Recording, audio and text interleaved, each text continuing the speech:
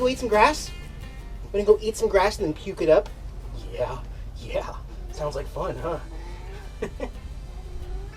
Yeah, I've given up on the whole no cats on the table rule. Because you're going to do it anyway, so... You're going to do it anyway. I can't stop you. What? Are you hungry? Oh, you're hungry? Oh, okay. I'm in Sioux Falls, the city of Sioux Falls, South Dakota. And I'm really happy to be in South Dakota. I've never been in any of these states, so this is all new territory for me. Oh, and I know, since it's called Sioux Falls, obviously I thought I was going to find falls, and you would not believe how difficult it was for me to find this place, because everything you Google about Sioux Falls is just bringing you to the main city page and everything. I had to stop in a gas station and ask him, where can I see the actual water, river, falls of Sioux Falls? And he told me to find Falls Park. So that's where I'm at. I'm actually in the overflow parking. We'll go walk across the street here and see if we can find the falls and see what they look like this early spring. It's kind of a cloudy day today. I'm probably going to have to run the generator. It's also very, very windy. There you go, Falls Park. Park closes at midnight, no alcohol, no RVs in this parking lot right here. Sure looks pretty empty to me. I'll find some boondocking here in the city limits somewhere here in Sioux Falls. But in about 8 miles north of here, off I-29, I'm going to tap into I-90 West, which is iconic to me because that's pretty much the route home west. You know, it weaves through South Dakota, up through North Dakota and Montana, Idaho, Washington State, everything.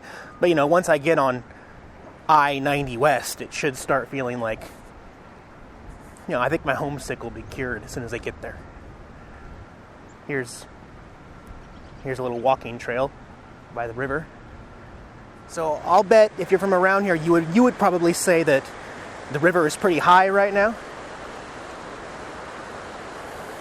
It's pretty stinking cool. It sounds powerful. Really pretty, huh? Oh, you can't see it, but there's a lot more up there. Oh my gosh, I gotta walk up farther. Wow. I'm seeing something up there that's like, oh my gosh, looks really cool. But we'll get there. I'm in no hurry. We'll get there eventually.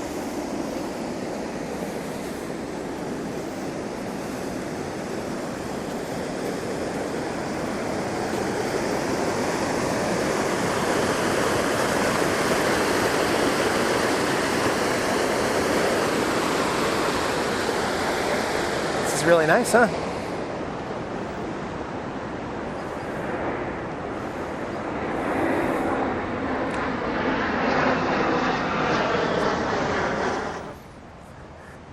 Hey there, Mr.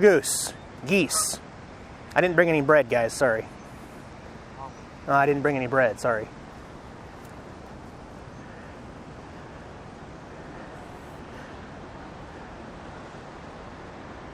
See, I'm going to get closer, but look under the bridge over there at the falls. Whew. Monarch of the Plains. Herds of buffalo roamed the falls area in the 1800s. I'd like to see some buffalo. Oh my gosh, I got goosebumps. Oh my gosh, look at this.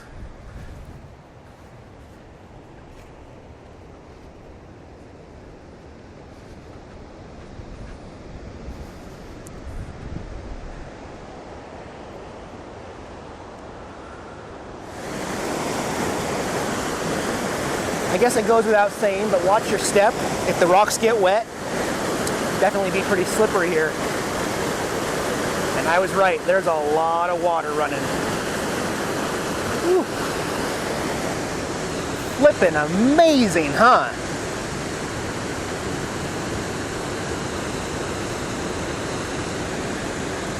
Let me get up here a little higher and get a better view. You know, it's too bad I don't have a drone. I could fly my drone all the way up the river.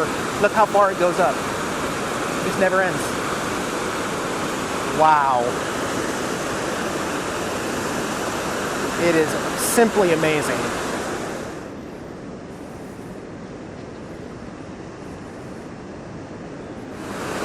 You know, I know it's not a huge drop for the falls to make, so it's not Niagara Falls, but it is just stunning.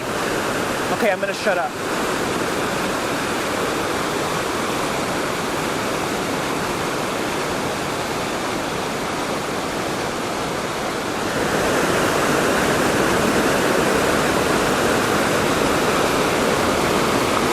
When I was getting my oil changed at Jiffy Lube, the guy told me you have both your corner indicators are out.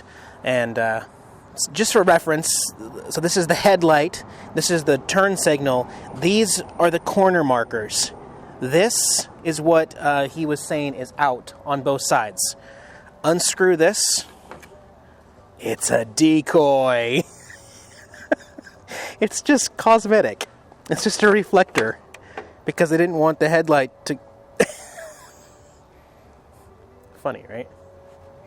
I'm to my final destination for the night. Picked the Big Blue store for overnight camping spot here, and I had to get propane. Something I don't talk about often is the separate propane cylinder that you normally see up in the passenger seat up there. Yeah, I could also get that filled when I fill up the main tank on the RV, but sometimes it's just more convenient, and I do want to address that. Tonight is a chilly night. It's about 41 degrees right now. Expected low of 35 degrees here in South Dakota tonight. So I wasn't really expecting to see lower temperatures, but I did this last year too. Remember, I got caught in that weird snowstorm in the state of Colorado last year. So it's gonna happen.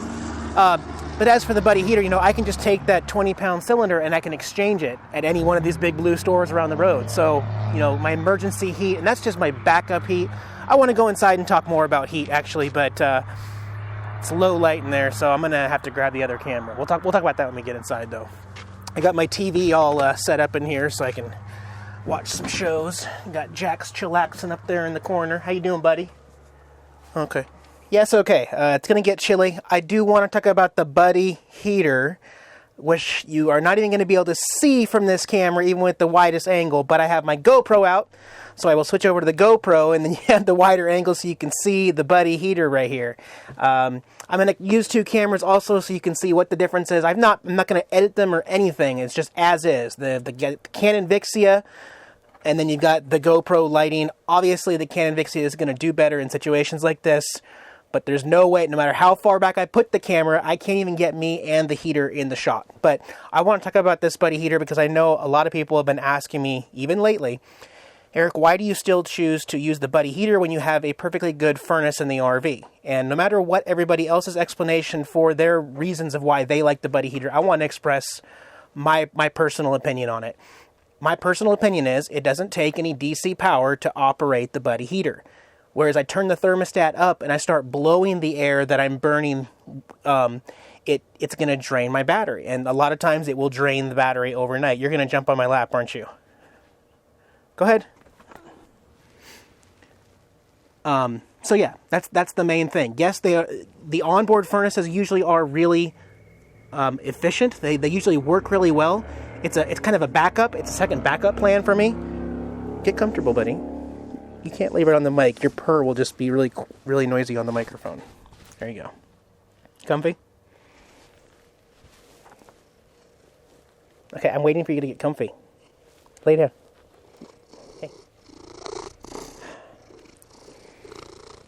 Your purr is going to be too loud, honey. Go like this. There you go. So yeah, that's the main reason why I prefer it. I wish it had a thermostat. Otherwise, it's too hot or too cold. You have a low and a high setting, but, you know. And like I said, the other thing is convenience. You know, if it gets really cold, if I had to fire up the generator in the middle of the night because my battery is almost dead because it's blowing the hot air around, then it defeats the whole purpose, right? So that's why I enjoy this. It's easy. It's also on a 12-foot long hose, so I can put it in different parts of the room. I could put it out and then turn it around to face me. I can face it at the dinette. I can put it in the kitchen on the linoleum facing my bed, although I still have not run it overnight. I may do that at one time. And also just for technicality, yes, I do keep the propane cylinder up at the passenger seat while I'm driving, but just so you know, when I'm using it at night, if and when I use it, I do put the propane cylinder outside like you're supposed to do, and then run the hose inside, because you want to separate the tank from the heater from the propane tank and everything. And you guys will look into all that. Don't quote me and don't do what I do, blah, blah, blah, you know.